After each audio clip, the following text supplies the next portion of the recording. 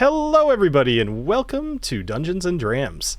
Tonight we have a special I've been calling them interludes. I haven't bothered to look up what that word means officially, but I think it's okay. It's like a interjection. It's a little one-shot based off the campaign. So tonight I have the pleasure of running a little one-shot here for Ed. How you doing, Ed? Yes. All right. I am very good. Thank you. I'm excited to do this because has everyone else had an interlude except Agnomeio? Yes, actually, I had planned on doing another one with Alessio, and I was like, "What am I doing? I have to get Ed like one on. This is going to be the best one." So, although we'll see. I haven't messed it up yet. I am dying for you guys to be able to watch Adriana and Knobolas though, because they both came out great. Although we pre-recorded both of those, so this one could be a little different. But we'll have to see. We're going live. We're going live. Yeah, I figured after I screwed up everything last week, I owed it to our audience to go live. So, well, actually, that conversation last week was good. If you want to just hear us jawing about stuff and our interests, go watch last week's. Yeah, absolutely. Yeah, actually, the views on that have been pretty good. So people are interested in us just talking, which is funny. They're like, hey, stop playing a game. 95% of podcasts are, right? Just that's folks true. Chatting. Yeah, actually, that's a good point. So, just want to say hi to a couple people in the chat so far. We got EJ and Pinch Hitter Whiskey Lounge. They're both here. So Pinch Hitter, I appreciate you staying up to watch us. Definitely good. So what are you drinking tonight, Ed? Well, I made myself a little something that I thought really captured Agnomeio, aka Gnorro's character, because I wanted to take basically a spirit from every nation where I mess up the accent and accidentally turn into. So clearly, we got to start with Spain because Agnomeio, he's very Spanish. He's muy español, but very, very old school European Spanish. So we got a little bit of Listau brandy. So this is the Solera Reserva. Okay. Then, in addition to that, what's the next accent I always mess up and start doing? The French accent. So we've got Clement from the French Caribbean, Martinique, age 10 years, rum. And because obviously Agnomeio is based off of Zorro, I wanted to include a Mexican spirit. Nice. So we got a little mezcal. And I put them all together into a mojito. Interesting. With some strawberries in there because I like to be fancy. That is so one part, and then a strawberry mojito mix. That's cool. Is it? It sounds like it'd be pretty good or terrible. So what's the verdict? It's a little heavy on the rum. This rum, agricole, a little too heavy. Next time I make it, I'm going to dial that back. But overall, not bad. Not bad. It's a pretty good first draft for an Agnomeio cocktail. Excellent. Actually, that's a fun idea. I should task everybody with coming up with a cocktail to best represent their character. I like that. There you go. We'll just like Alessio could just make a Negroni, just black or dark. That is perfect. That is perfect for him. So dark, so dark and bitter. Awesome. Dark. So I want to find out that his backstory actually is totally happy, and he's just like that. He's just an emo kid. It's like, one day my parents didn't buy me an ice cream cone. They don't understand me. Just picturing little baby Alessio just, I'm so angry. He's gonna take off his mask and he'll just have his hair over half of his eye. Emocio. I don't know. There's something I can do there. So I'm starting off with beer, but later on tonight, I always like to start with beer because I don't like to start off already totally hammered and messing up all of my accents. But then later, I ended up getting that Ron Jam the last time that we were talking. This is the one for Kira's dad. Yeah. So I ripped off. It came with a cool wax seal, so I ripped that off. I haven't popped the cork yet, but I'm gonna be pouring that later. So that'll be fun. Very cool. Is that the high proof Canadian one or the light? Was it a light whiskey? It's funny. I actually have no idea. Let's see. It doesn't. It is. all kinds of no information on the I have no idea. Oh. Bottled by Cat's Eye Distillery. Yeah, it's from Iowa, so it's probably not Canadian. No, I guess not. Yeah, it says it's a bourbon. All right. Oh no, distilled to a higher proof than bourbon. I don't know. Either way, it's whiskey. So I'll have to figure out what it is later. It's a cool whiskey. Yes. Yeah. That's the important part. It's probably an American single malt, actually, or American whiskey of some sort. I'll have to look at that later. All right. How are you feeling, Ed? We got a lot to get through today, so I'm eager to jump in. Yeah, let's get rolling. I'm a little nervous, actually. I'm a little nervous because this is all about my character, but I have no idea what's going to happen with it because there wasn't really any seamless way for me to go off on my own in the current campaign. Right. Correct. So yeah. I have no idea what is going to be happening.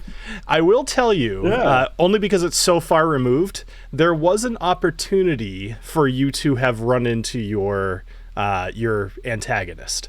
It just didn't, the timing, or maybe you guys didn't visit the right location or something. I forget. I had it written that I was like, if they go this way and this thing happens, they're going to run into Elfiel.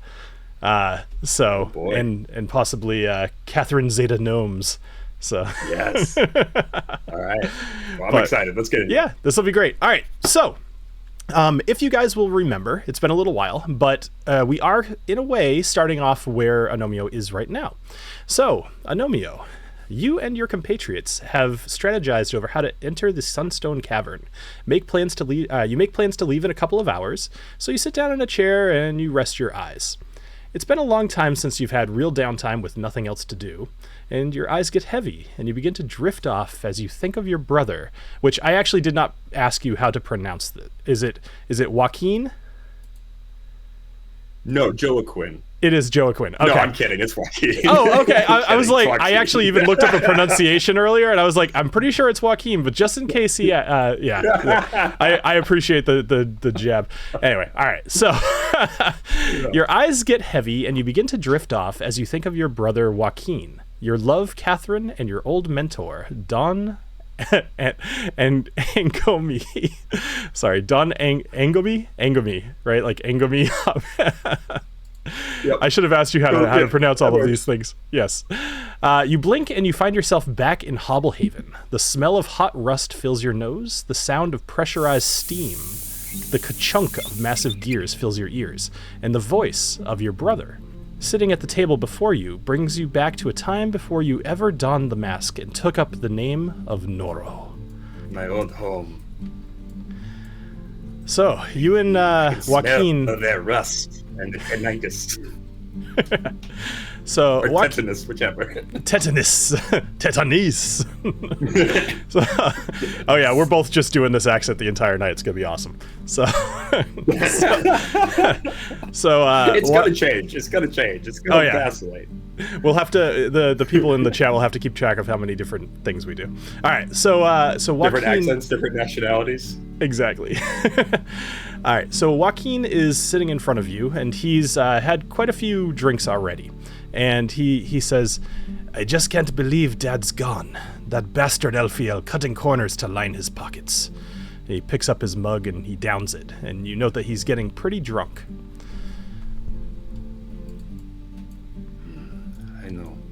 I know, Joaquin. I grip my tankard to me. We always knew that we could not trust that Elfiel bastard.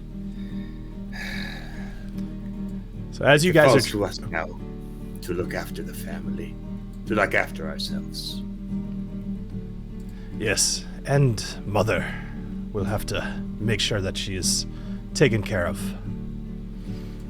So as you drink, a waitress, a silver-haired waitress, walks over to you, and she sees Joaquin's state, and she says, "Looks like your brother is having a go at it, huh? Everything okay?" We lost our father earlier. Joaquin is dealing with it best he can. Don't worry, I'll look after him. I'll take care of him. And she places a couple more mugs down, and she says, These are on the house, then. I knew your father well. I'm very sad to hear that. I know. Everyone in the burrows will be sad tonight. He was a great man. So as you guys sip your beer for a few more minutes and recount tales of your father, you hear a sound. You hear marching, steps as if from many people approaching you. And you hear a voice that you recognize. It says, "Ah, here they are." And you see a group of 3 guards escorting Alessio Montero. And he walks over to your table, and he says, "Gentlemen, allow me to give my condolences for the death of your father. Very unfortunate." And he looks at the waitress. He says, "Gilda, allow me to settle up the tab for my 2 friends here." And he sits down in the chair. "Forgive my timing." Oh, sorry, go ahead. Yeah, Gilda. Oh. I motioned to her a little. Don't. He's not paying for us. No.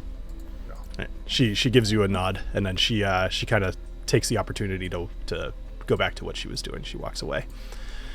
So Elfiel pulls out one of the chairs, and he sits down, and he says, he looks at Joaquin, and he looks at you, and he says, "Forgive my timing, Joaquin. There is the matter of your father's debt to settle. You see, your father borrowed quite a bit of coin from me for your mother's cooking stand. He borrowed a fair bit of coin, around 100 gold pieces, enough to keep him in the mine for another half a year. As the oldest son, it falls on you to pay that debt." And I slam my hand on the table. "You have no right to be here, Alessio Montero. You dog, you cur. Do not talk to him like this. Not now. You will not be speaking to my brother tonight. You leave us be, Alessiel. I will talk to you tomorrow." Joaquin, he holds up his hand, and he kind of holds in a burp, and he looks at it. He says, "Alessiel, piss off. Like my brother said, I don't have 100 gold for you." Alessiel stands back up again, and you see a couple of the guards kind of start surrounding your table. And he says, "I expected that you may say that, so I brought some friends along to make sure you show up to work the mines tomorrow morning, bright and early." And the 3 guards, they walk up and they surround Joaquin, yourself, and you see anger start to fill Joaquin's eyes. "Joaquin, maybe we should just go to the mines tomorrow. Maybe, then this swine will leave us be for the evening." Swine, huh? Joaquin, what's the matter? Agnomeio, what's the matter? You both look so upset. Perhaps you'd like to say goodbye to your father. I'm sure that we could put you in the tunnels, right where he was digging. You may even uncover his body. At this point, he waves his hand, and he casts Minor Illusion on the table. And an illusion appears of your father swinging a pickaxe. Suddenly, the tunnel collapses, and you watch your father crushed by boulders. The minor illusion repeats again and again. And then Elfiel turns his back to you, and he says, "I will see you in the mines, and leave you with this memory of your father. May you prove more worthful than him." And he starts to walk away.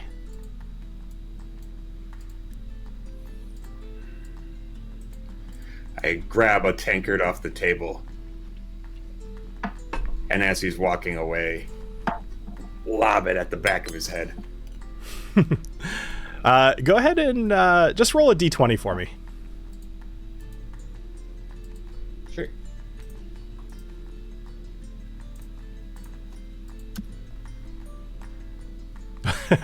You hit him right in the back of the head. As you're throwing the tankard, you manage to hit him right in the back of the head, and Joaquin, seeing your move, he stands up out of the chair and he takes a step towards Elfiel. And he says, "You're nothing but a gold-plated whistle. All shine, lots of noise, but hollow and useless when it comes to doing any real work." Elfiel turns back around. He says, "And you are like a rusted cog in a fine clockwork. Out of place, grinding away to no effect, and only worth mentioning for the trouble that you cause." At which point, Joaquin lunges at Elfiel, and he punches him square in the face. I'd like you to roll initiative. Oh boy. We're going to get right into it. Now, for those at home, we might want to mention, I'm actually playing a lower level character than yes. I am during the regular campaign, the non-interlude. Yes, so this is essentially a memory. It's quite a bit back. All right, so up first is going to be Elfiel. He's going to have an opportunity to react. And he's going to look at the guards, and he's going to say, "You all saw that. He attacked me first. You can all attest to it." And then he takes out his rapier, and he stabs at Joaquin, which will hit for a lot of damage. 8 damage. All right. He runs Joaquin right through the stomach, and Joaquin gets down on one knee. Ooh. He is essentially out of the fight at this point, but he is still alive. All right, up next is... actually, I'm sorry. He has a second attack, of which he is going to make against Joaquin. He is going to stab him through the stomach with his rapier, and then he is going to... Okay. Yeah, so he hits again. He's going to stab him through the stomach with the rapier, and then he's going to haul off, and he's going to swipe at his neck and slit his throat. And Joaquin is going to fall to the ground dead. Joaquin! You bastard! You killed my brother! At which point, Elfiel is going to look at you and say, "I guess it now falls to you to show up to the mines tomorrow. However, for this transgression, guards, tenderize him a little." And Elfiel is going to spend his movement starting to walk away. Up next is a guard here who's carrying a short sword. He's got kind of a mohawk thing going on. All of these people are gnomes, and he is going to rush towards you. He's actually going to jump on the table, standing right in the middle of that minor image of your father. And he is going to take a swipe at you with his short sword, which is a 17 to hit, which I'm assuming would hit. Yeah, for but sure. It only does 1 point of damage. Oh. So I'm actually going to make these public rolls because it's more fun to watch. Yes, so he's going to jump up on the table. He's going to swipe at you with his short sword, and then he's going to kind of stand on the table, just kind of looming over you. Up next is another guard with a long sword. This guy is a bit older, and he's definitely... You would have recognized him at this point because he typically is in this area, and you've seen him walk by this bar many, many times. And he looks at you a little sad, and he goes to hit you with the butt of his longsword. He's not trying to kill you. He's just trying to hurt you. That's going to be a 20 to hit for 7 points of damage. Yeah, that'll hit. Okay. Right. Yeah. that hurts a little bit more. You are up next. And just for the audience, what kind of weapons do you have on you? Well, I have a dagger and my fists. Excellent. That is all. Good luck. So I am... Well, the one fella actually tried to stab me. I'm going to try and stab him back. All right. Take his legs out from under him. Okay. The old guy or the short sword? Oh, no. The guy on the table. On the table, got it. I'll actually give you Stab him in the advantage Achilles. because you're kind of at level height with him. So I'll give you advantage on that. So, there we go. 22. Right. So you stab at him with your dagger, and you manage to catch him right in the calf. Go ahead and roll damage. He's a bit of a younger guy, too. You could tell he doesn't have quite... Oh, boy. All right. And with that, you actually managed to nick an artery or something in his leg, because, boy, blood is just absolutely everywhere. And he is completely incapacitated as he falls off the table and onto the ground, hitting the chair on the way down. Good. You see him writhing in pain on the ground, but pretty soon it stops. All right. Anything else? I believe that will be it for now. That's all right. I can do for now. So up next is Joaquin, who's unconscious, and then, or actually in this case, he's basically dead. So this next guard, who is carrying a long pole, it's a glaive. It's got a long pole with an edge on the end of it. He, seeing you kill that guard with the short sword, he is now going from injuring you to revenge, and he is also going to kind of jump up on the table. Perhaps this is where you learned that skillful move that you use oh so much. And he's going to take a swing at you with his glaive. That's going to be a 13 to hit. Yeah. Yep. That will hit. All right, so 5 damage. So I'll. By the way, I can take care of all of the damage for you and stuff. Just make things easier. I see that. Very nifty. Yeah. Okay. So and then he's gonna yell down at you, "You son of a bitch! That was my friend!" And he's gonna kind of jump over here just to see his buddy there. I will kill you for this. All right. Up next is Elfiel, who's gonna continue kind of walking away. Up after him is the guard with the longsword, and he is going to go for. He's gonna take his longsword. He's gonna kind of keep it butt side first, and he's going to try to hit you in the head with it.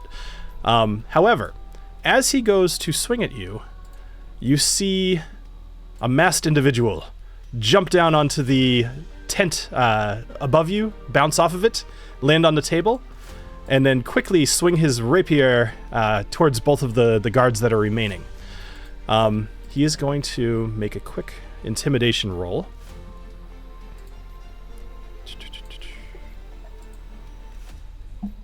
7. So they are not afraid, but they are. You do now have his attention, and it managed to interrupt this the longsword guard's attack. So you are up next. Oh boy! All right.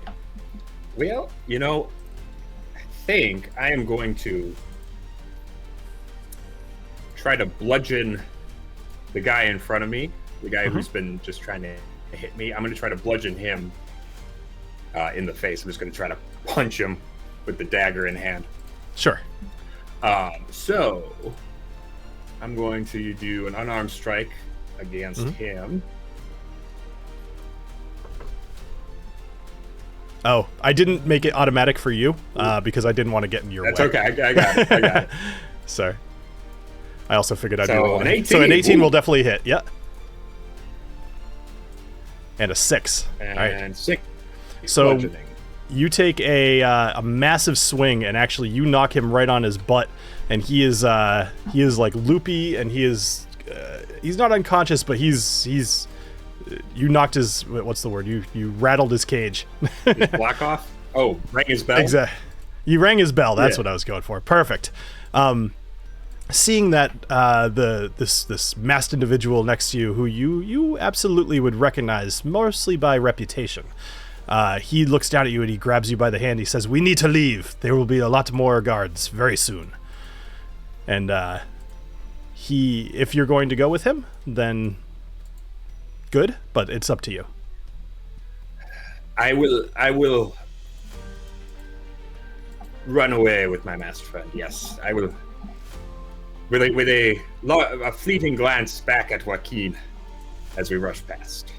Excellent. As this all concludes, you kind of settle back as you're in that dreamlike state, and you have memories of training with this man learning everything there is to know about becoming the masked avenger known as Gnorro.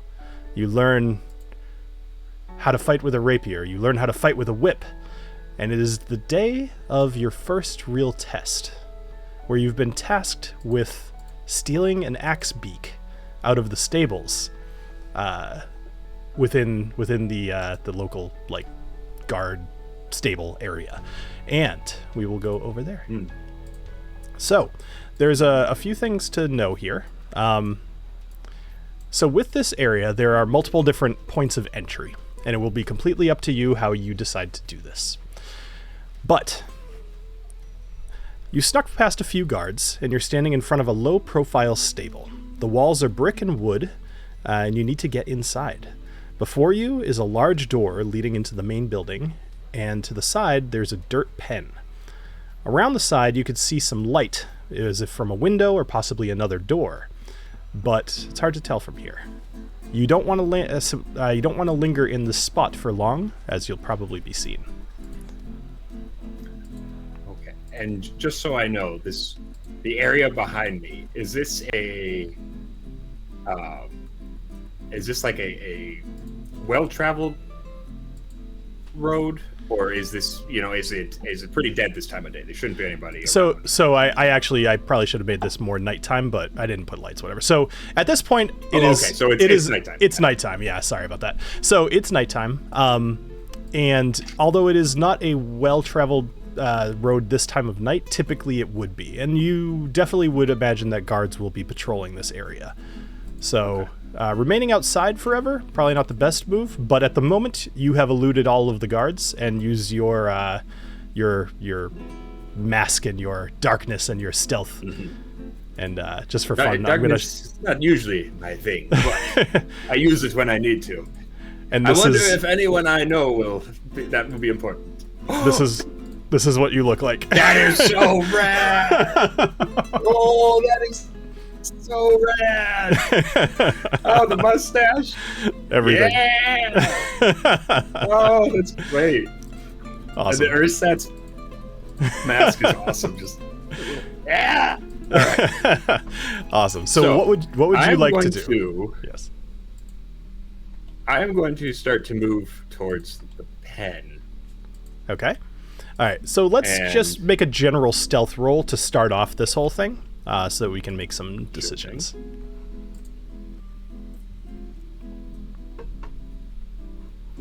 An 8. Okay, I'll keep that in mind. An 8. Okay. So now there's 2 doors on this side. So those are both windows. With lights. Those are windows. Okay. Yep. So can I see anything through them? So from where you are, you would be able to see kind of inside of the building, but you're a little ways away, so you can't peek in. You can more see that it appears to be the inside of the stables. Okay. So I'm going to not going to climb that fence because the game doesn't want me to. Correct. Let's go around here. There we go. So I'm going to stealthily, so stealthily, tiptoe across to the side of the stables. So I will say that with your 8 stealth, you are paying so much attention towards these windows that you accidentally step in a giant pile of axe-beak turds. And, they're white like any other bird, and so now one of your boots is mostly covered in white bird crap.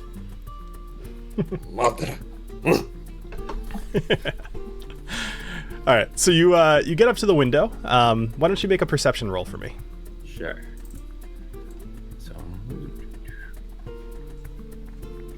Oh, man. There we go. Ooh. A 21.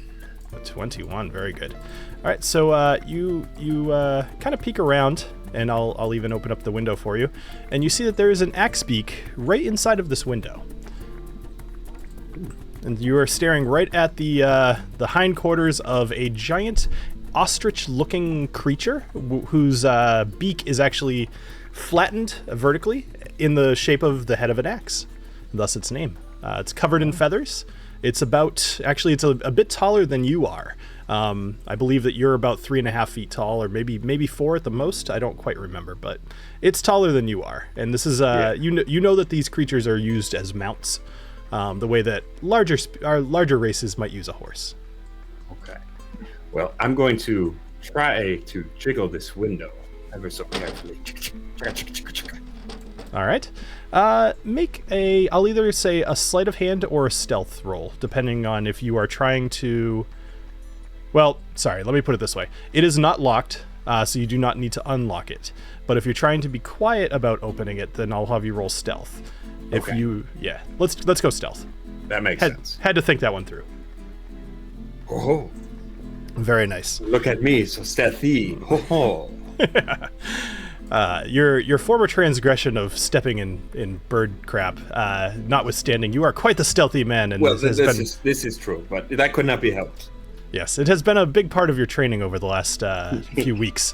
And so you open up this window, and the axe beak actually does not notice you. You did it so quietly. Oh, wow. All right. So I'm going to slip in. Ooh, ooh, ooh. All right, so I'm going to very carefully.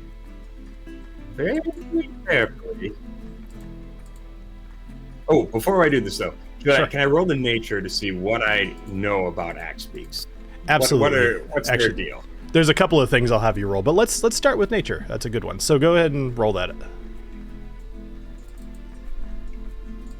10.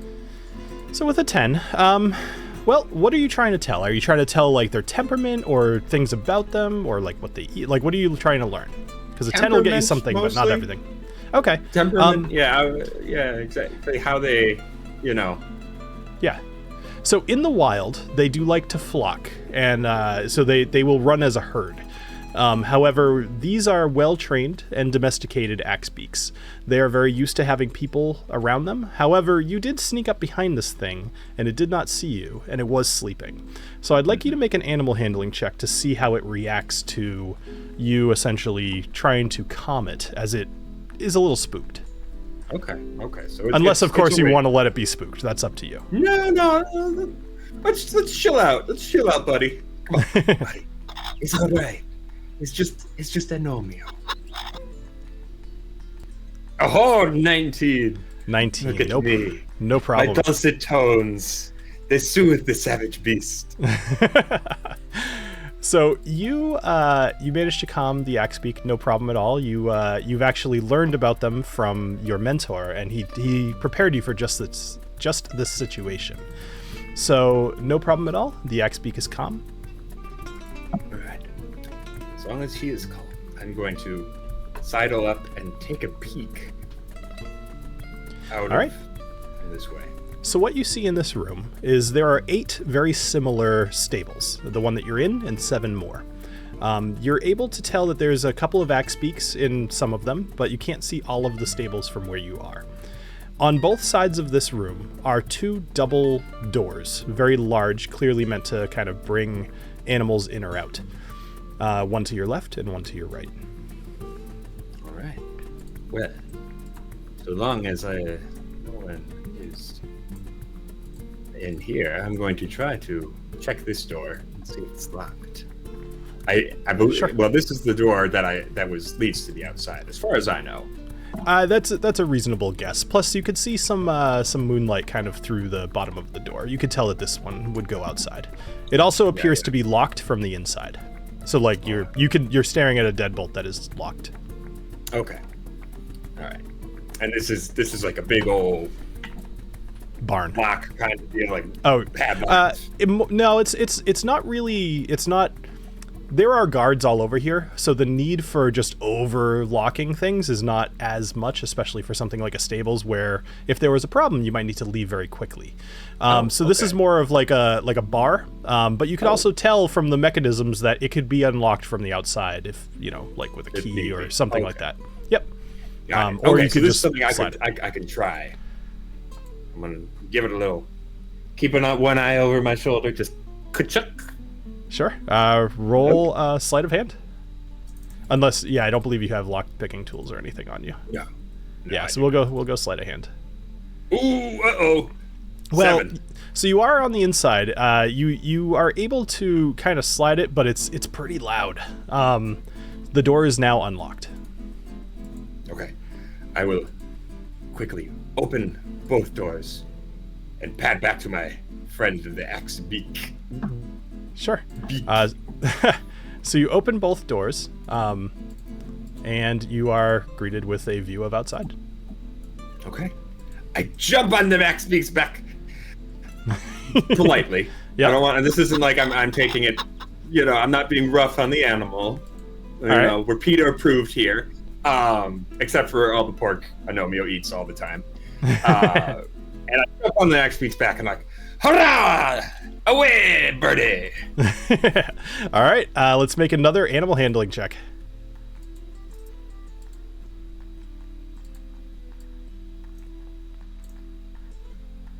Oh boy, an 11. So your previous 19, he's not like crazy because he's not afraid of you, but you are not his rider, and he is none too happy about this. So he very quickly his wings kind of flail out, and you get knocked down onto the ground, and you land on your back with a thud. But he just kind of goes back about his business, though. He doesn't like look down at you. He just kind of like, no. You overgrown turkey! How could you do this to Agnomeio? Come back. I'd like you. Okay. Sorry, go ahead. All right, Fred. Make I'm gonna a come back to him just in front of him. Oh, stealth? Okay. Sure. Yeah, one more stealth, only because you fell. That makes sense. Oh, I thought that was going to be a 1. I know, it was close. It was very close. It was on that corner. With a 15, as far as what you can hear, I'd like you to make a perception check. Nothing seems to be happening, but... Just to be sure, okay. So with a 15, you start to hear 15? some noises coming from the other side of the door that you did not open. There seems to be a few few different voices coming from that room. They don't seem alarmed. It's more that you've now just noticed that there are people there. Okay. So there are definitely some folk on the other side, but we don't know. We don't know if they've heard. All right. I am gonna say. All right. I'm going to come to the front of the bird. Okay. Listen, birdie. You don't know me, but I am good. I am the good guy. We're going to take you out of here. We're going to give you so much good stuff. You're going to have all the bird seed you want. You're not going to have to live in this pen. We're going to take you out to the pastures. It's going to be great. So, since I am the good guy, you just stay calm. You come with me, okay? Come on. And I just kind of, come on. Just kind of like pulling him by the like scratching under his neck and like, sure. Come on, okay. Sure. So you pull him out a little bit, yeah. Are you like, what is the intent here? Quietly now. Are you trying to lead him out? I'm trying to guide him towards the door. Yeah. Got it. Towards the door. Oh, so very quiet. I'd like you to make another animal handling check for me, please. Oh boy. Every one of these, my heart keeps beating faster. Ooh, a 4. Oh, no. Ow. So whiskey. Oh, good. Whiskey. All right, cool. Nice. Go for it. Although I kind of really liked that you rolled a 2 and a 4. Here. While you're doing that, I'm going to pour my my other whiskey. So pause for pop. There we go. Right in the mic. Ooh, that's a good one. Yeah. It's always good on a fresh pop. For anybody watching that missed it earlier, this one is a bottle that we bought for thewhiskeychannel.com. Kira's dad is fighting cancer, so this is a bottle that kind of contributes towards that. I looked earlier. I didn't see that if they were still available or not. I couldn't find them on the website, so maybe they were all sold out, which would be great. I know that Jason has been promoting them a bit, and I'm sure that Kira and his name's escaping me. Kira and thewhiskeychannel.com. I'm sure that they've been. think you had. I think you're okay. Yeah, I think you had it. Is it Dave? If you're going to say what I thought you were going to say. Yeah. Either way. But no, I was going to say the other one, the one who isn't Kira. Right. Yes, the male, not Kira. Yes, I'm sure that they've been promoting it as well. So if you want to try to find it, go try to find it. All right. Yeah. Ooh. All right. So, so you risky whiskeyed. So go ahead and roll another animal handling. It's David. Okay, I said Dave, didn't I? Yeah, you did. Dave. Obviously, he goes by David, but I was close. Ooh, that's tasty. It's a little toasty. I like it. All right. Okay. Whoa, that's way better. All right. So a 14. So I'm gonna have to roll against you on this one just to see. I'm gonna go. You know what? I don't really know what to roll, so I'm going to roll a dexterity saving throw. So, okay. And he rolled a natural 20. So you go to jump on his back, and you think that you've got it for a little bit, actually. And he's just kind of strutting around. You're marching up and down. But I think what happens here is some noise outside of the door that you had opened kind of spooks him. And he again flaps his wings off, and you go tumbling onto the ground and land on your back. Roll another stealth for me. Oh, Euros guide me. 15. Very good.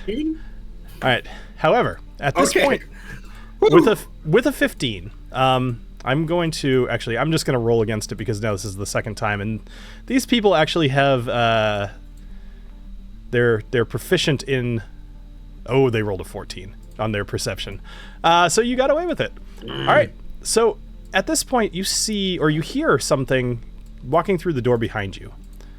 You see an absolute vision of a gnome. You're laying on your back, so you're seeing her upside down, but she's about 3 feet tall. Her hair is falling in waves down to her shoulders, her black hair. Her eyes are a deep violet, and they sparkle as she kind of runs in and she starts talking to the Axebeak.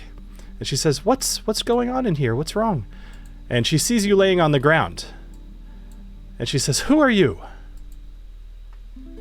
Oh, and I get up and I dust myself off, and I kind of lean against the post, kind of like, Hey, hello. I am Jacob, the night Axebeak handler. You know, I am paid to take care of the Axebeaks in the evening. How are you? Who are you? Why are you in here?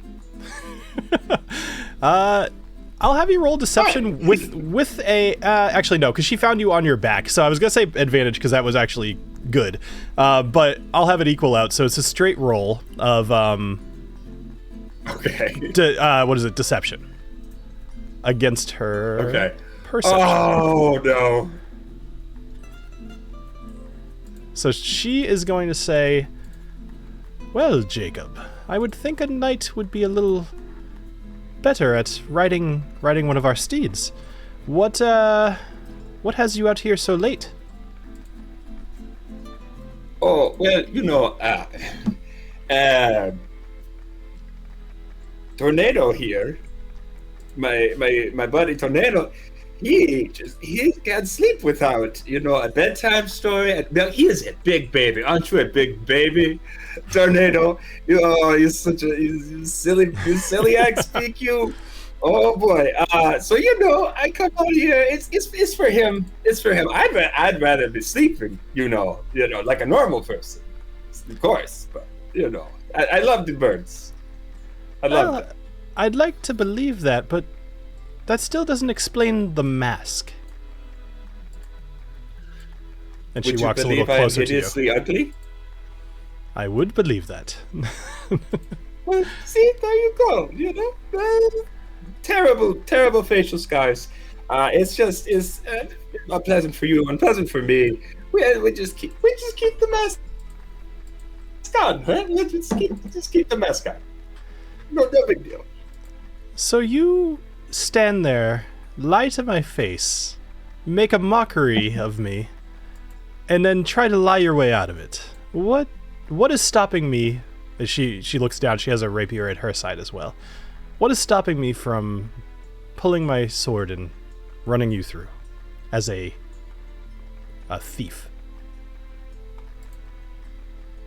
Oh, well, my charming demeanor and your forgiving nature? Persuasion.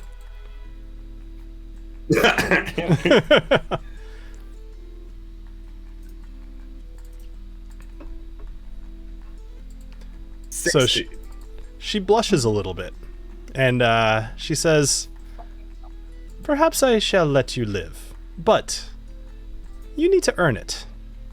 And she does pull her rapier out, and she takes off her jacket and kind of lays it down, and she says, "No violence, just a test." And then she goes to attack you with her rapier. So let's do this. I would like you to roll initiative. All right. I'm going to give her automatic first attack because she just pulled her sword towards you. But actually, so I guess it's only two of us. So yeah, you know what? Actually, you rolled over a 20. I'll let you. She pulls her sword, and if you want to react immediately, you're welcome to. I pull my sword out and bat hers away. And, kind of just knocked it to the side. And Sure. I've never crossed blades with a woman before. This will be interesting. I will warn you not to underestimate me. And she lunges at you, and she's going to make an attack with her rapier. A 15. All right. Well, that is going to hit. I am going to use my parry, though. Okay. Cool. However, I believe... Because that only... Did it work? I was going to say that's only... It's going to be a meter beat, because parry adds +2. Oh, let's go from here. So that would make your AC 15, which is what she rolled. So she would still hit you with the parry. No, Right. I would just reduce the damage. Oh, okay. All right, never mind then. So she hit you for 7. So what are you reducing it down to? 2, 5. What did I roll here? Hold on. I think it's a D. Oh, it's a superiority die. I got it. Oh, that's right. Oh, I was looking at roll it? parry like as a monster thing. Did not work. Okay, I don't know why it didn't work, but that's okay. We'll do it again. Sure. That was not what was supposed to happen. I was gonna say, what the hell are you rolling? So tell me what you're trying to do. That one more time. Oh, there we go. All right. So all right. Oh, I reduced it by 7. perfect. Awesome. That's as thematic as it possibly could have been. So she thrusts at you with her blade, and you knock it to the side, and she smiles at you and she says, "Your turn." As I sweep her blade up, I quickly flick my wrist and deliver a sweeping blow toward her midsection. Okay. Then I will roll my rapier. Or I think I have a rapier now. Yes, I do. Yep, you should. Yeah. Ooh, that's a good one. A 24. So that'll definitely hit. I'd like to. May I just strike her with the flat of my blade? Absolutely. Yep. Okay. All right. So no damage. I'm assuming that's what you're going for. Yeah. Yes. All right. So no damage done. She kind of jumps at the site and she says, "All right. Do you have any more attacks?" I actually, what level am I at? I think you're level 3. I don't think I have a second attack yet. I don't think so either. Yeah. Okay. So you slap her with the flat of the blade. She kind of jumps a bit and she says, "I would encourage you to try harder and not take this too lightly." 18 to hit. Oh. Yep, that will definitely hit. And so she's going to do 10 points of damage to you. However, she's also... she is going to swipe at you, and she's going to aim to kind of cut part of your clothes. And you see a big tear through the chest of your shirt without hitting skin. a very finely placed blow. So no damage. Oh, so no damage. Oh. She says, "You are quite good with your... You're not as light on your feet as you thought." Perhaps not. But if all you wanted to do was take off my clothes, you could have just asked. She blushes again. I'm going to step forward and try to, I'm going to do the destreza. I will step forward and lock blades with her and look in her eyes and be like, "You are not so bad yourself." And then swing down towards her legs. Okay. During this, I'll say that you guys kind of switch sides just for cinematicness. And so go ahead and make an attack. Yes.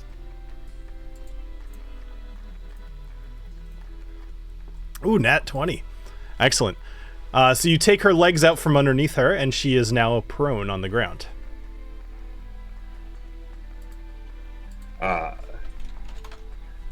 I want to just hold my blade,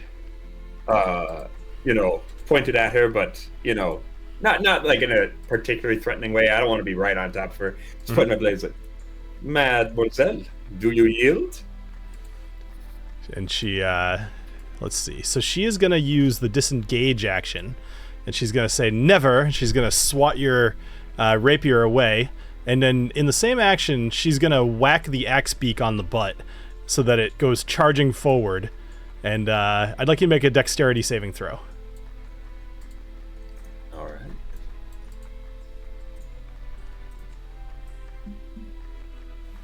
Ooh, 11. So 11 will not do it, and I'm going to have you you're not going to take any damage, but you're going to get knocked prone.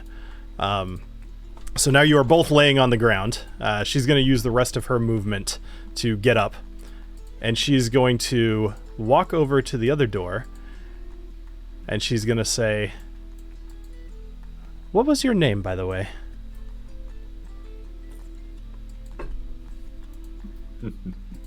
You told her your name, but she's going to say, "What's your real name?" "Mademoiselle, you may call me Gnorro." And I'm going to take one last attempt to jump on this guy's back. And as long as she's far away, I'm just going to try to ride off. Go for it. Make one more. If this doesn't work, I'm going to look like a asshole. So, go ahead and make another nature check for me. Or do you mean animal handling? Animal handling. Animal handling. Let's say that you have to get over an 11. Just because it's fun to watch you do it. All right. Woo! So you jump onto the back of this axe beak just as she opens up the door, and she says, "Guards! Guards! One of the axe beaks are being stolen." And you see 4 guards rush towards the door as you ride off into the night on the back of your brand new axe beak mount. Ha ha! Excellent. So somewhere within... And if I can, I'll scratch a G on the door as I ride by. Absolutely you can. Make a performance check for me. Let's see how good this comes out. Okay.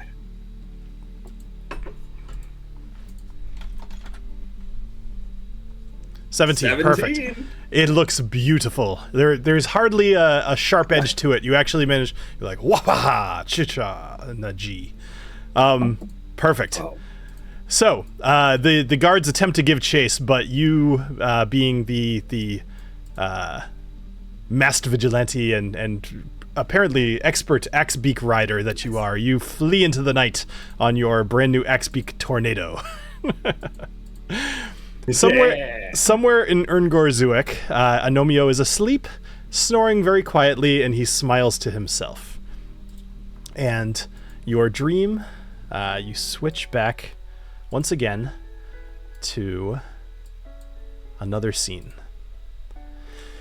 But let's take a quick interlude here. In our interlude, have you switched drinks? Are you still drinking your friggin' Long Island iced tea that you created?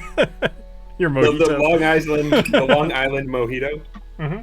No, actually, I a little bit of it melted, so I drank a bit. But I'm mostly drinking this lovely Listau Brandy de Jerez, which I gotta say I love. The pretty much everything from Jerez. But the brandy, I feel like, is kind of a sleeper. People don't know about this stuff, and it's really good.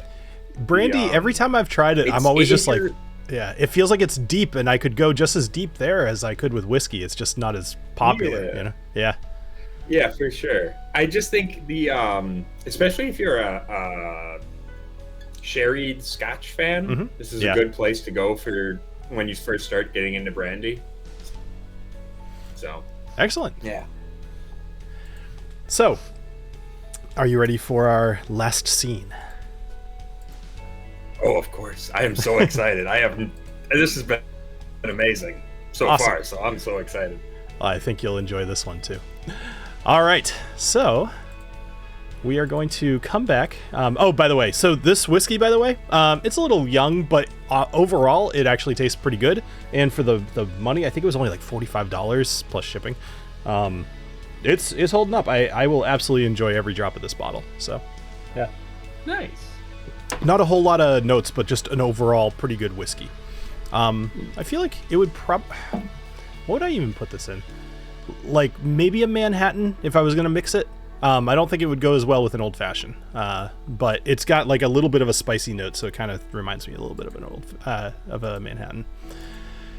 Oh, yeah. Anyway, I like my Manhattans spicy as possible. For sure. Yes, yeah, for sure. Yeah. I actually want to take a second. So Russell B says Ed misses all the key rolls until it came time to ham it up. Then Agnomeio shines, or yes, he says Gnomeo, but Gnorro. Yeah.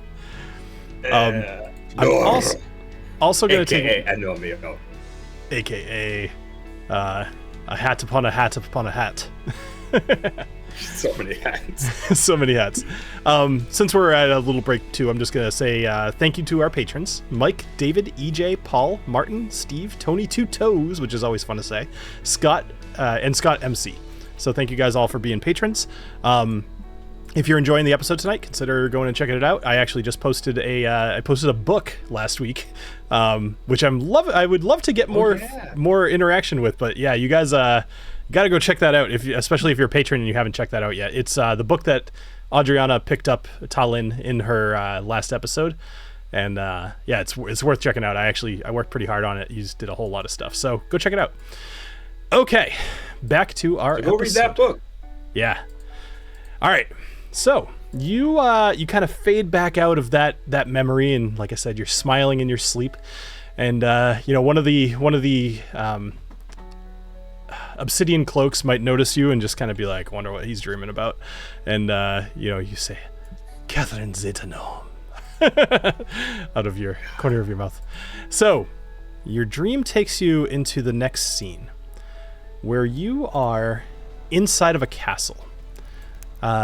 Little plaza the inside of the castle where there's corridors or whatever, and everything is on fire. Slightly before you see both Elfiel and your mentor, Don Agnomeio Hopkins, in front of you, and they're battling with their rapiers. And Elfiel seems to have the upper hand. You have some singes on your cloak. You are bruised and battered, and you recall that you have been fighting for quite a while. You have run through many guards.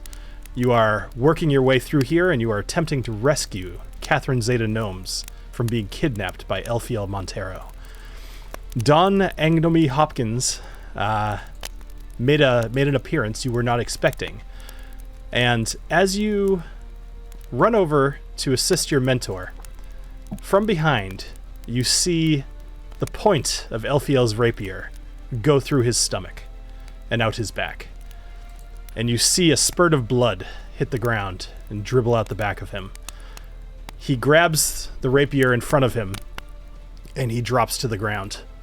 And Elfiel looks down at him and he says, she will come with me. I will raise her as if she is my own. And you will die here in this castle, and everyone will forget the name of Gnorro. What are you doing? I am charging as fast as my tiny legs can carry me. And I am just yelling, "No!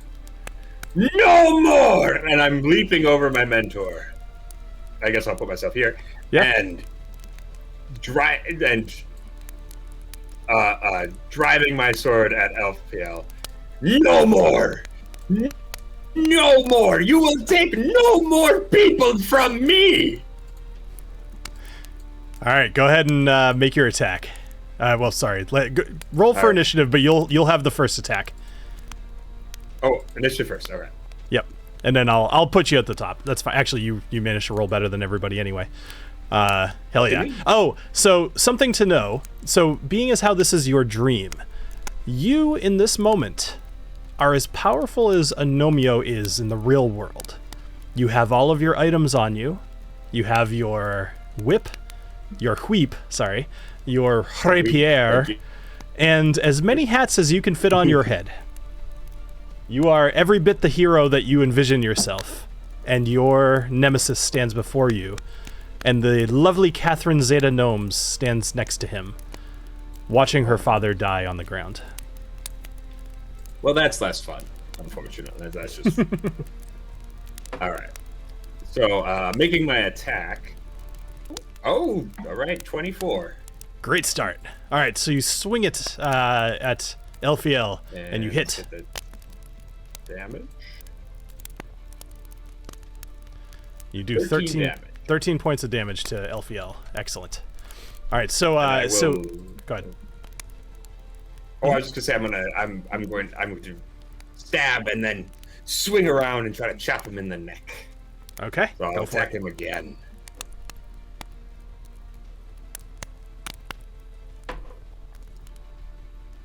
Ooh, not as good. 11. 11 does not hit. Didn't think so.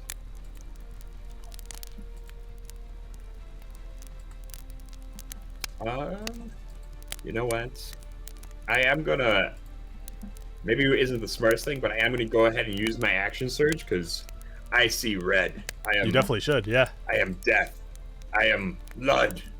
I am glory! You are 11 to attack.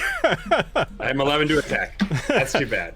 That's okay. You're seeing red, and among that and the flames, you literally just don't see Elfiel. All right. Anything else? Nope, that'll be it. Okay. All right. So Agnomeio, your turn is over. Up from the stairs rush several guards. So the first guard, he's got a short sword in his hand. He is going to rush towards... He can't quite make it up all the stairs, but he is going to try. Elfiel is up next. So Elfiel, looking at you, he grabs Catherine Zeta Gnomes, and he kind of shoves her down the stairs. Hard enough that she needs to kind of catch herself, and she's actually going to end up kind of towards the bottom of the stairs. And he's going to say, My love, you must escape. This ruffian will kill you. And he's going to... So that was going to be... This motherfucker. I'd say that was like... Oh, man. I'm going to give him one attack. That was kind of like not a free action, but that's going to be one of his attacks. So he's going to take his rapier out. He's going to look at you and say, as the only other person who knew about Gnorro and who he was, you must also die here in the cleansing fires. And he is going to roll a natural 1. Yeah! And he said, I should not have monologued so long.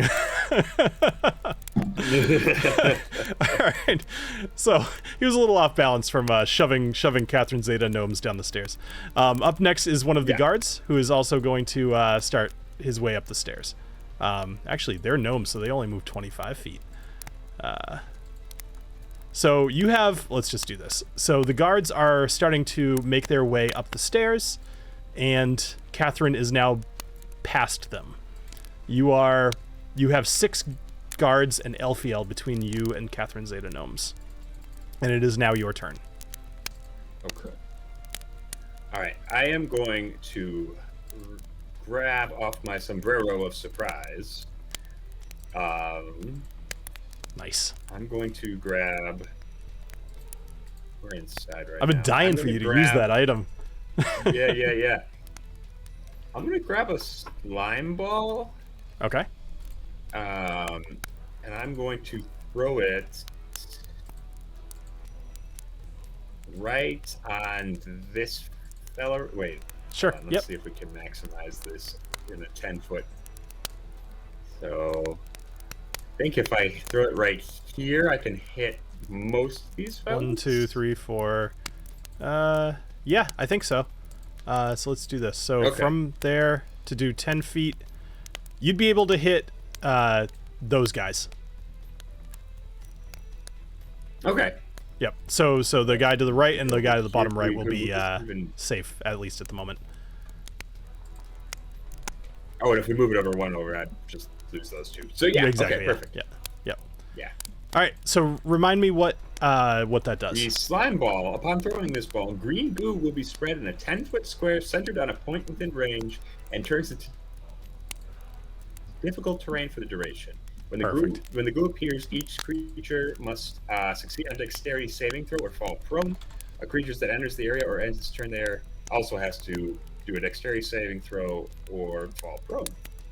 I don't see what the target number is.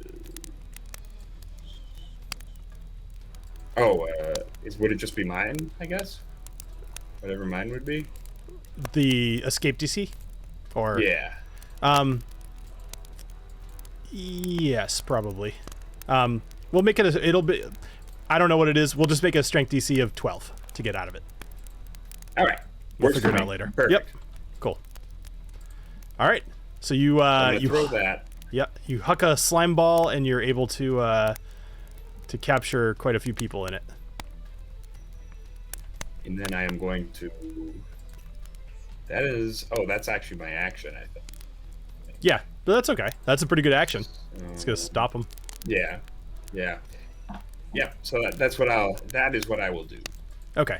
So just to confirm, they're totally stuck in that spot until they escape DC, right? Well, they fall prone. They gotta do dexterity or fall. Got it. All right, cool. I'm not gonna just do that for everybody, but then it just counts as then it just would count as difficult terrain. Okay, cool. Okay, cool. Anything else? Yeah. Well, I use my action surge. I can't attack, so no, I'm good. All right. Up next is the one of two guards that you didn't get. So he's gonna run up and he's gonna say, "Elfiel, what shall we do? Fight him, you fool! Run him through." So he's going to make an attack against you with his short sword. Roll a natural 1. That's 2 in a row. Yeah. Nobody can touch me. So your fury and your smallness is just working to your advantage here. And the short swordsman says, "I can't hit him, sir. He's too slippery." He's gonna actually move. He's gonna move behind you. And Elfiel is up next. So Elfiel's going to have advantage on his attack because of flanking, which is a hell of a thing. And he rolls I rolled disadvantage by mistake. But still, he rolls a natural 20. So he is going to do his damage. And then I'll just double it. So he does 18 points of damage to you. Oof. All right. So you know what? I will use a parry to try and reduce that. Okay. I'll roll a d8.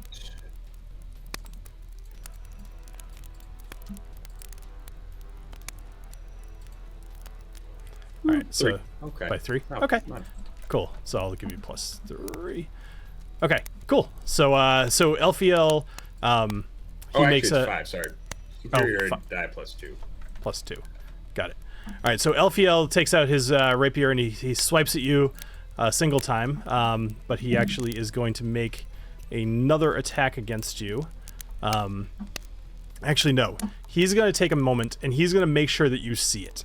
He's going to take a vial out of his pocket, and he's going to apply poison to his rapier. And he says, "Even if you leave here, I will make sure that you remember me." So he's going to apply a basic poison to his rapier. Oh boy.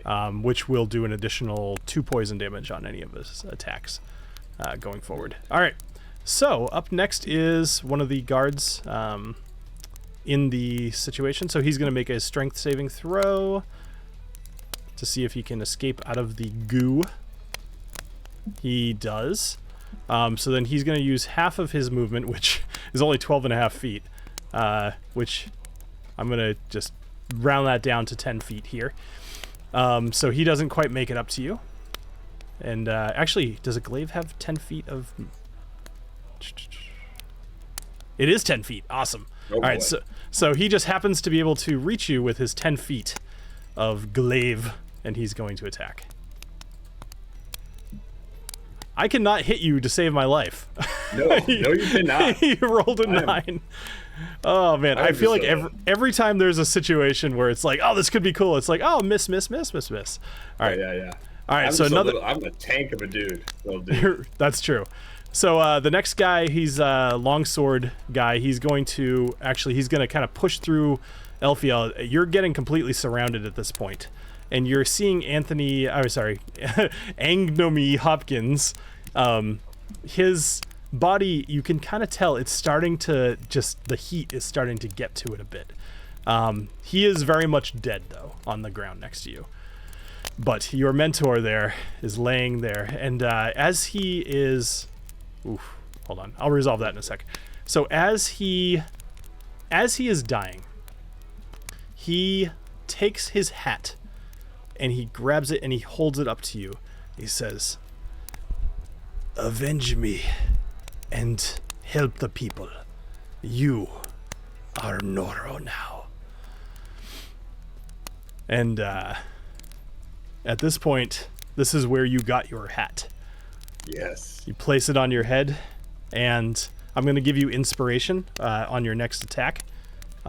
So essentially risky whiskey. Okay. However, that other guy crit against you, so he's going to do 11 points of damage. So there's a whole roller coaster of emotions. Yeah, seriously. All right. Up next is another guard. So he is currently prone. He's going to use half his movement to stand up. He needs to roll a strength saving throw in order to move. Stupid slime ball.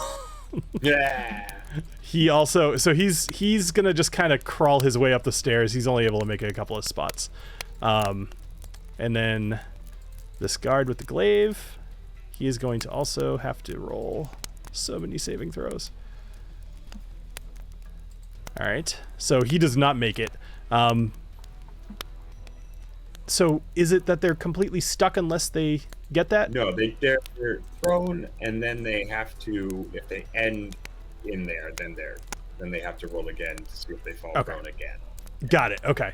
All right. So he I guess he'll just kind of crawl his way out of the goo, but he won't take a turn. And then another longsword guy. He is actually going to go try to escort Catherine Zeta Gnomes out of the building. And he says, I'm trying to think of what he would even call her. He says, whatever, Señorita, we must flee. And they're gonna start moving out of the building. She looks up at you, seeing you surrounded. She has a very sad look on her face. But I mean, you guys only had a moment. But she is certainly watching to see what happens to you. To describe your area just a little bit more, so something about Hobblehaven is that everything, for anybody just listening, it's kind of a steampunk town. There's pipes, there's steam, there's gears, there's everything pretty much all over the place. Even places it's not necessary, it's part of the decorations. The area that you're in right now, the floor is covered in a big red rug, but there are pipes kind of strewn across the ceiling, the walls, everywhere. The walls themselves are made of stone, and although they're hot to the touch due to the fire, they're not you're not going to get hurt if you touch them. But at the moment, you are completely surrounded by guards and Alessio Montero.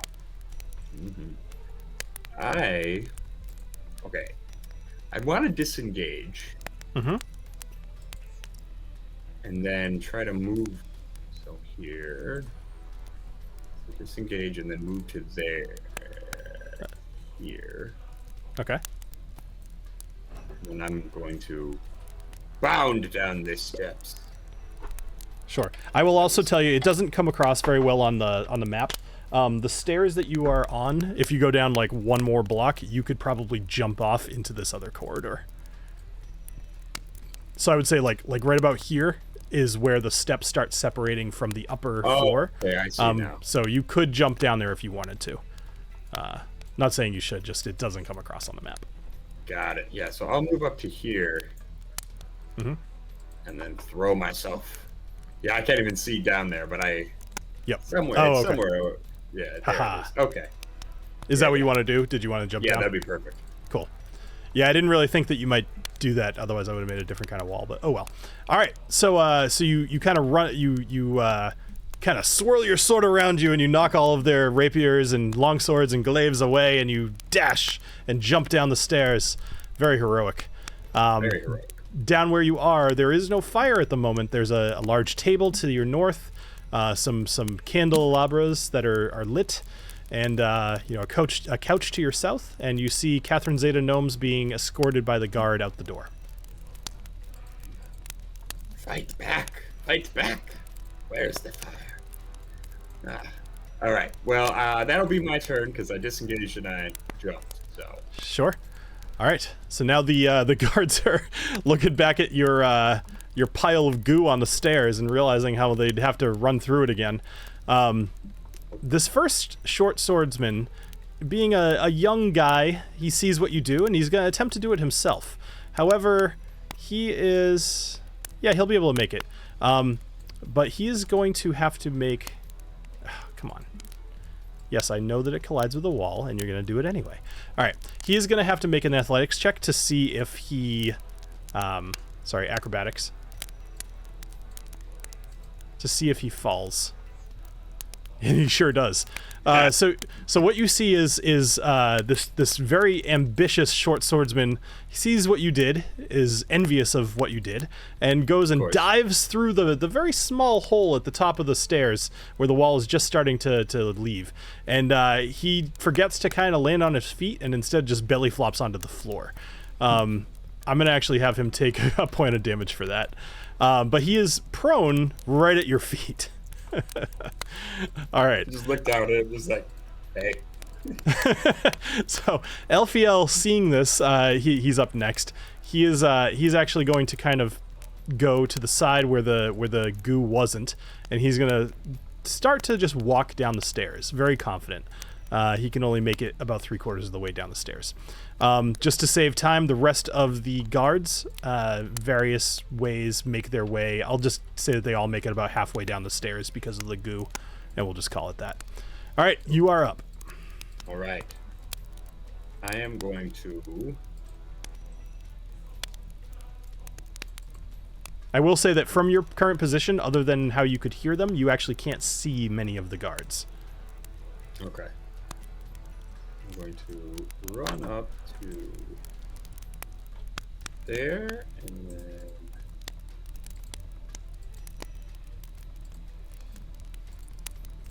there. Now, I think I'm just out of whip range. So instead, I'll bust out a crossbow. Okay.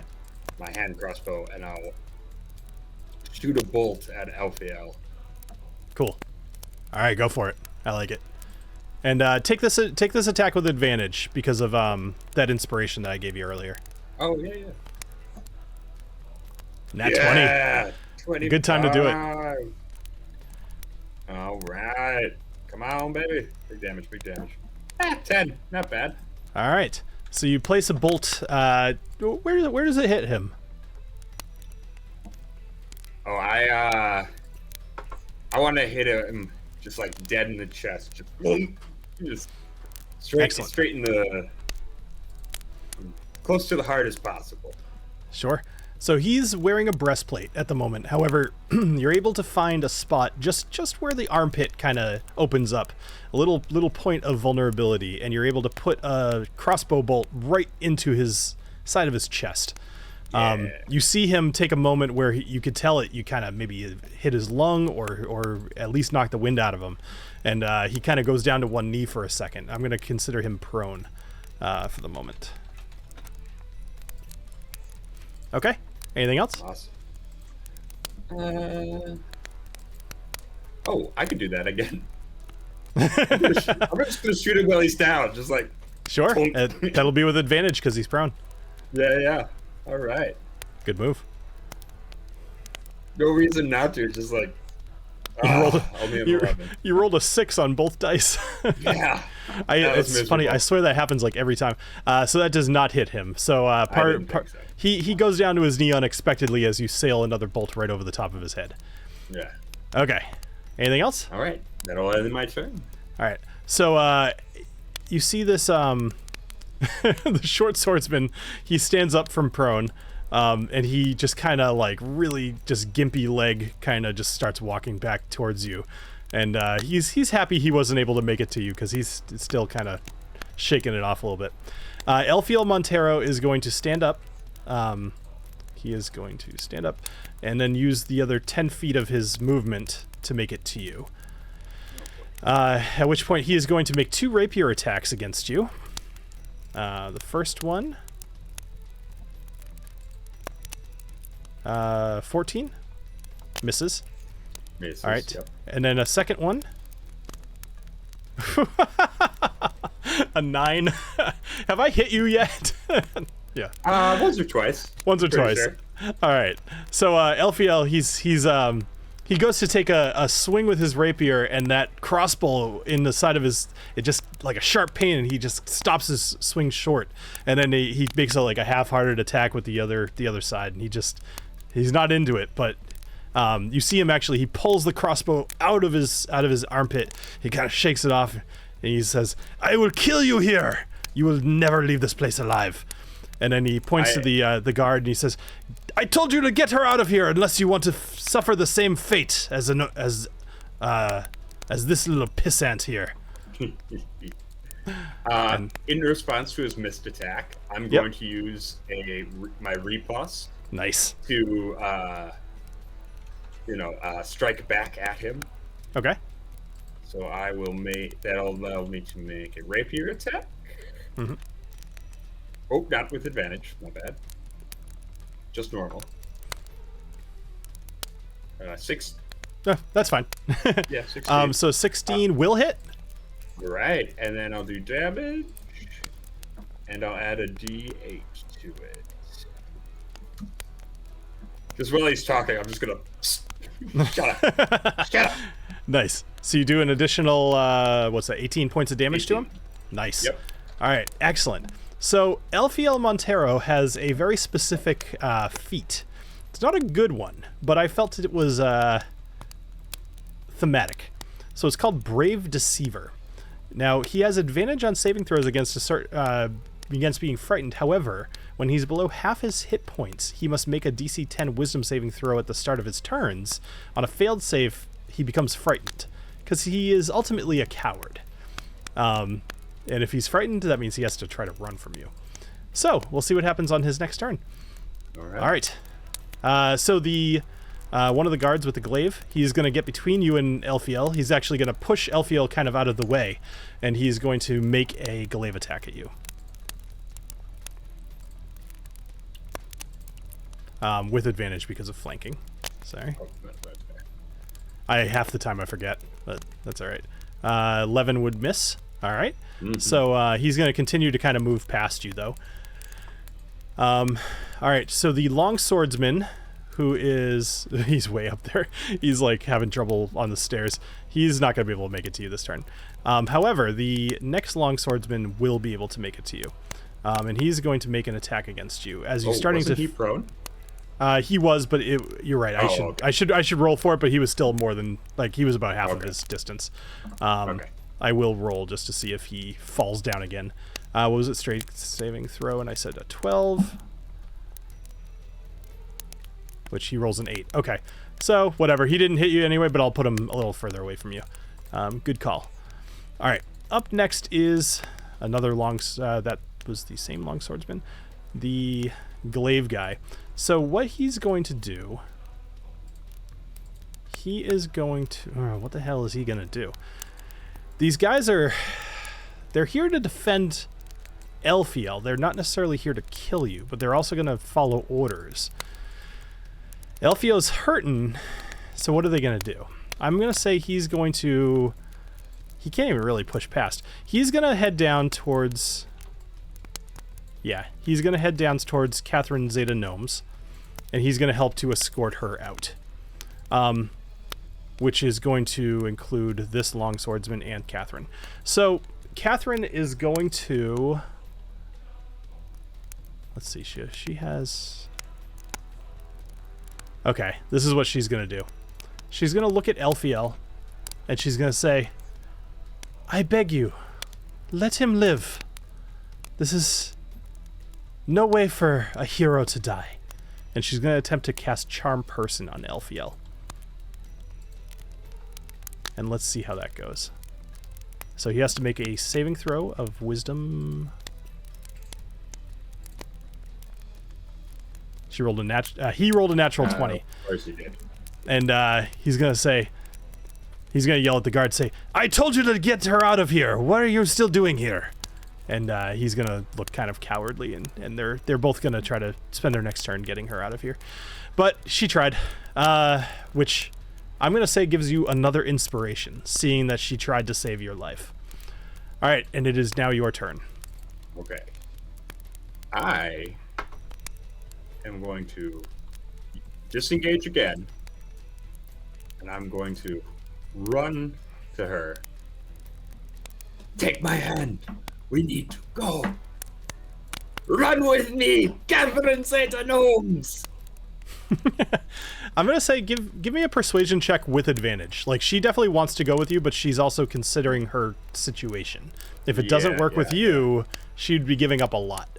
So persuasion with advantage. Let's say you have to roll over an 18. Oh boy.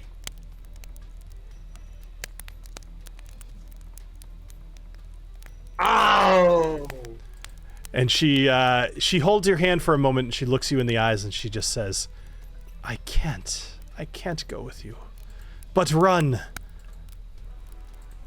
And you are currently in between the door and her, and at the moment, one guard can make an opportunity attack on you, but that would be it.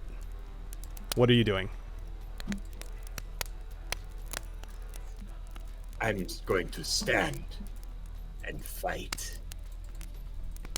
And I'm going... Oh, I already disengaged, so I will just draw my rapier and place myself in front of the door.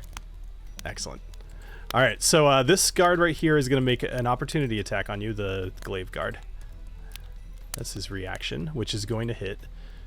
For... Eventually Foundry will roll it. Come on. Come on. All right, I'll just roll it. One damage. yeah, I mean, every drop in a bucket. Yep. All right. Up next is Short Sword Guard. He's going to run over to Elfiel. He's going to grab him and start ushering him. Actually, he's gonna kind of help him up. He's gonna start ushering him towards the door as well, and say, "We need to leave. This place is going up in flames." And Elfiel is gonna take his turn. He's gonna shrug him off and say, "Not until he is dead."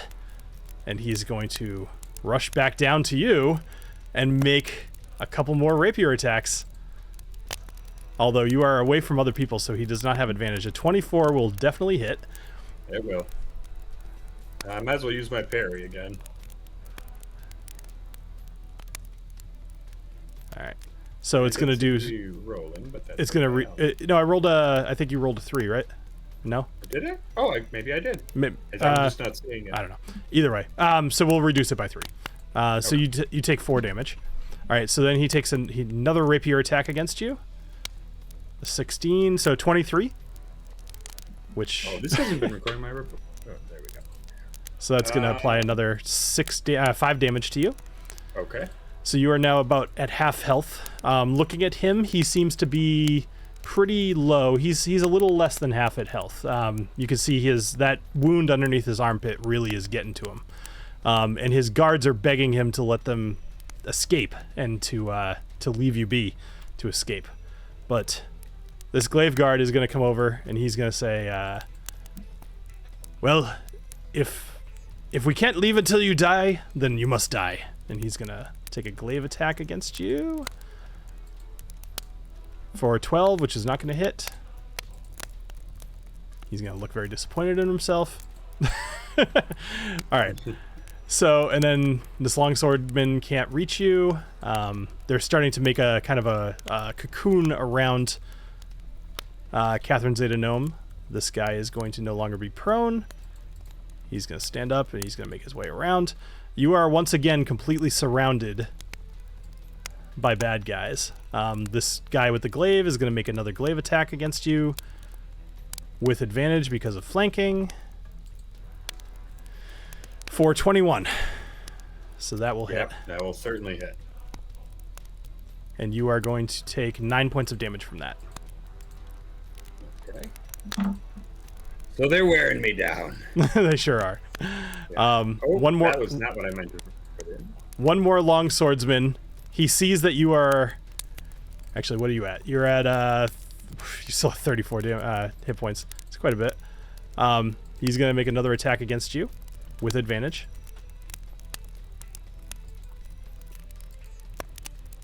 Sorry.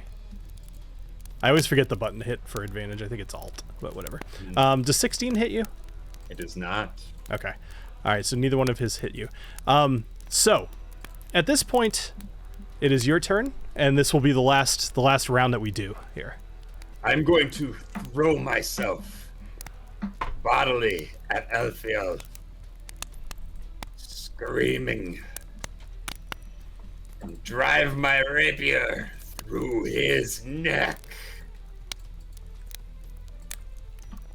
Oh, not with advantage, though. That was a misclick. All right, so I wanted to take that natural one. 15. Right, a 15 will not hit him. Again! Death comes for you. Dang it! All right, so well, that's too bad. So here's how this. I would like you to roll damage, please. Okay.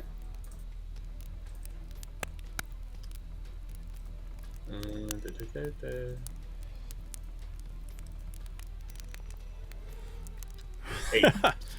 So, you take a swing with your rapier and you miss Elfiel as he dodges out of the way. You lunge at him violently with anger in your eyes, and he steps out of the way, and your rapier penetrates through Catherine Zeta Gnome's abdomen. You do 8 points of damage to her, and she looks at you, sad, and looks down. She sees the blood flowing from her stomach. Why? Why do you fight? I told you to run.